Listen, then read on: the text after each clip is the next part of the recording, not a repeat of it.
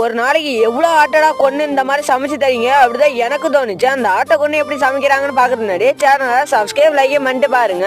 எல்லாருமே வீடியோ பார்க்குறீங்க, ஆனால் சப்ஸ்கிரைப் பண்ணிட்டு யாருமே பண்ண மாட்டீங்க. அதான் எனக்கு மனசு ரொம்ப வருத்தமா இருக்கு. அதை பண்ணிட்டு பாருங்க. ஃபர்ஸ்ட் என்ன பண்றாங்கன்னு பார்த்தீங்கன்னா, ஆட்டெல்லாம் கொண்டு காலை தனியாக வெட்டிட்டு வந்துக்கிறாங்க. அந்த வெட்டிட்டு வந்த காலை நிறைய கோடு போட்டு வச்சுக்கிறாங்க. அதுக்கப்புறம் பார்த்துக்கிட்டீங்கன்னா அந்த கோடு போட்ட காலை ஒரு தண்ணியில் போட்டுனால வேக விடுறாங்க. அந்த வேகிறதுக்காக தனியாக ஒரு மசாலா ஒன்று ஆட் பண்ணுறாங்க. அது என்னென்னு பார்த்தீங்கன்னா கார மசாலான்னு சொன்னாங்க.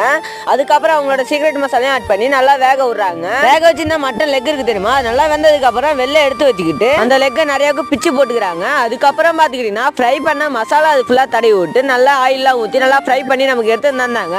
சாப்பிட்டாதானே வேற லெவல் டேஸ்டா தான் இருந்தது. ஆனால் ரேட் எவ்வளோன்னு பார்த்துக்கிட்டீங்கன்னா 450 ரூபா சொன்னாங்க. 1 கிலோ கறியை 700 ரூபாய்க்கு விற்கிது. ஆனால் அந்த லெக் பார்த்துக்கிட்டீங்கன்னா 470 ரூபாய்க்கு தர்றது ரொம்ப மகிழ்ச்சியாக தான் இருந்தது. இந்த மாதிரியே பிக்கப் பண்ணிட்டு வந்தாங்கன்னா அவங்களோட கடை வேற லெவல் ஃபேமஸ் ஆகிடும். சரி, நீங்களே இந்த மாதிரி லெக் சாப்பிட்டீங்களா இல்லையா கமெண்ட் பண்ணுங்க. Bye guys. நெக்ஸ்ட்